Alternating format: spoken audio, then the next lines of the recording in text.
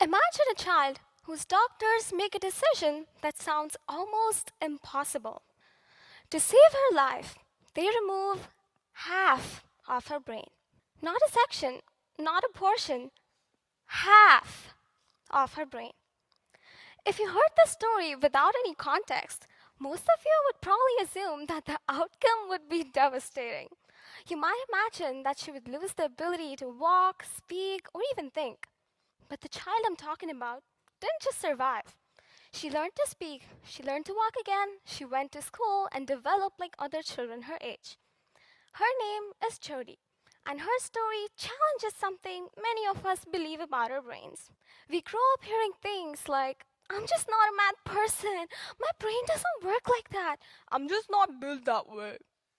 Directly or indirectly, we learn to believe that our brains are fixed, that our habits, abilities, and limits are set early in life, and all we can really do is to work around them. But Jody doesn't fit that story.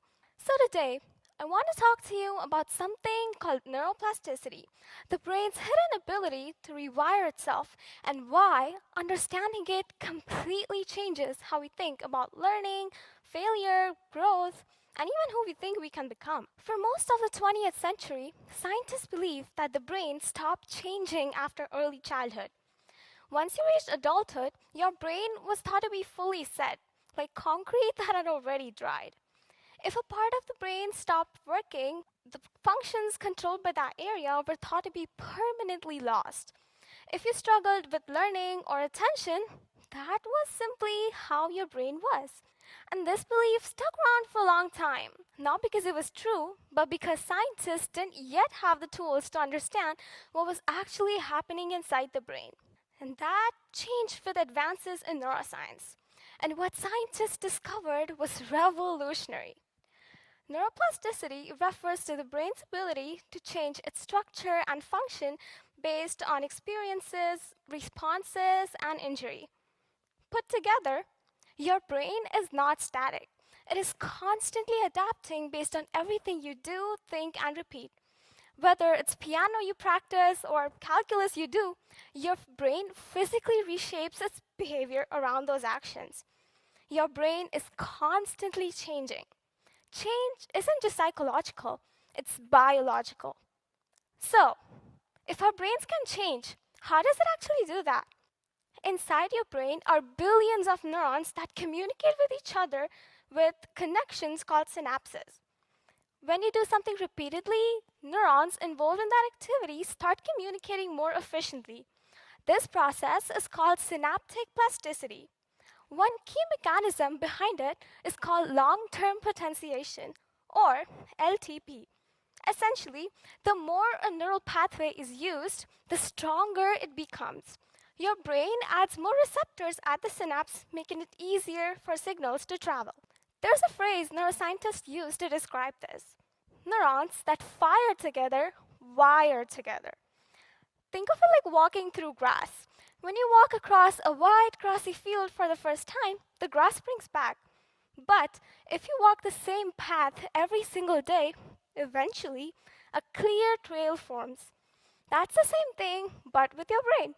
And this is why repetition matters.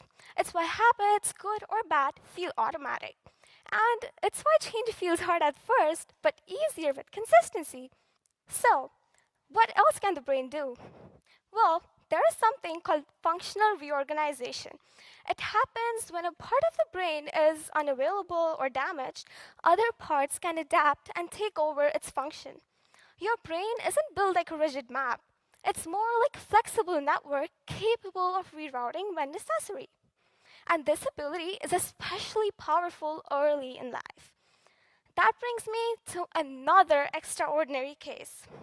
Researchers studied a girl who was born without her entire left hemisphere, the area of the brain typically responsible for language. Early on, she delayed her language abilities, which made sense. Over time, though, something incredible happened. Her right hemisphere began activating in areas where the left hemisphere was at work. You see, that's functional reorganization. Her brain didn't just compensate, it reorganized. So, What else can the brain do? Well, there's another thing that the brain is capable of doing. Beyond recovery, neuroplasticity is also evident in everyday life. Whether it's studying calculus or again practicing piano, when you do something repeatedly, that makes your brain used to do that specific something. Music training enhances cognitive functioning. Even playing video games involves your eyesight and your cognitive functions, making your visual acuity better. So, why does all of this matter? Because changes are a part of life, and neuroplasticity shows us that change is biologically possible at any age. Neuroplasticity proves us that abilities, skills, and limits are not set, and they can be changed with the power of our brain. Most importantly, it puts power and responsibility back in our hands. You are not stuck. You are not finished. Your brain is not your limitation. It is your greatest opportunity. The question isn't whether your brain can change.